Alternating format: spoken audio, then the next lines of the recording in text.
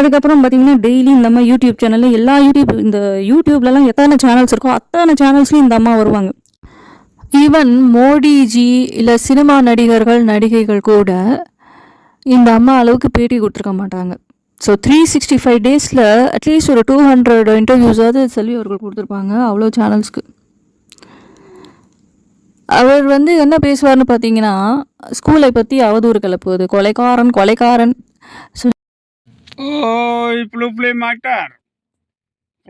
மாக்டார் Gayatri madam, நீங்கள் ஸ்ரீமதி அம்மா அவ்வளவு யூடியூப் சேனலுக்கு பேட்டி கொடுத்தாங்கன்னு சொல்கிறிய, நீ எதுக்கு இவ்வளவு வீடியோ போட்டுக்கிட்டு இருக்க? கிட்டத்தட்ட நீ இவ்வளோ நாளாக போட்ட வீடியோ மூச்சை முக்கி கத்துனதுக்கு அந்த பள்ளியில் அன்னைக்கு ரெக்கார்டான சிசிடிவி ஃபுட்டேஜை கொடுத்துட்டா இவ்வளோ முக்க வேண்டாமே மூதேவி. புளி மேக்டர், சின்ன வீடு காயத்ரி, புருஷனை அடித்து துரத்திட்டு லிவிங் டுகெதரில் வாழுதிய உனக்கெல்லாம் இதை பற்றி எங்கே தெரியும்? பிள்ளைய பற்றிருந்தா தானே தெரியும். உனக்கு தான் பிள்ளையும் கிடையாது, புருஷனும் கிடையாது, ஒன்றும் கிடையாது. சரியா? நீ எல்லாம் என்கிட்ட பேசக்கூடாது. உன்னோட வேலை என்ன? ஃபிலிம் நடிக்கணுமா? காண்டம் வாங்கிட்டு போ. பாதுகாப்பான முறையில் உறவு கொள்ளவும். அதை விட்டுட்டு இவ்வளவு தூரம் முக்கிய 1000 வீடியோ கிட்ட போட்டிருக்கியே, இவ்வளவு முக்கிய தொண்டை வத்துற அளவுக்கு கத்தி ஏன் இவ்வளோ தூரம் மூச்சை வாங்குக? உன்னோட ஆயிலை ஏன் குறைச்சிக்கிடுத? அந்த பள்ளியில் நடந்த ஒரே ஒரு சிசிடிவி ஃபுட்டேஜ் அதை கொடுத்துட்டு அந்த வேலை முடிஞ்சு போகும்.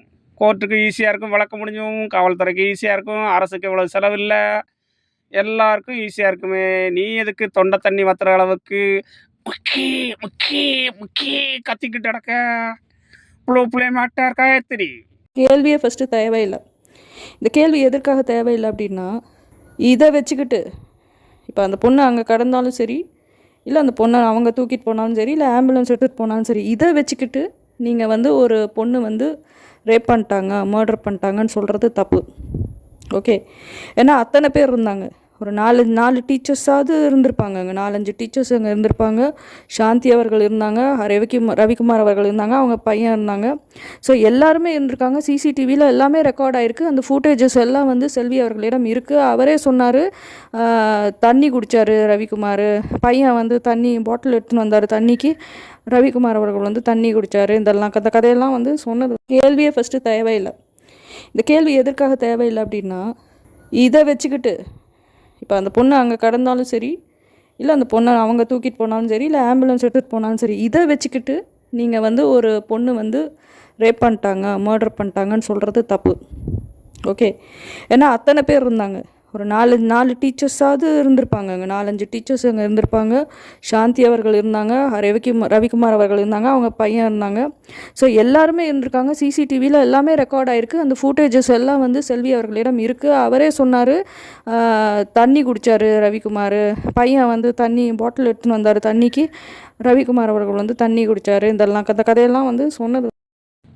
எப்படி பொண்ணு கீழே இறந்து கிடக்கும்போது மற்ற பசங்கள்லாம் பார்த்துட்டாங்கன்னா பயந்துருவாங்க.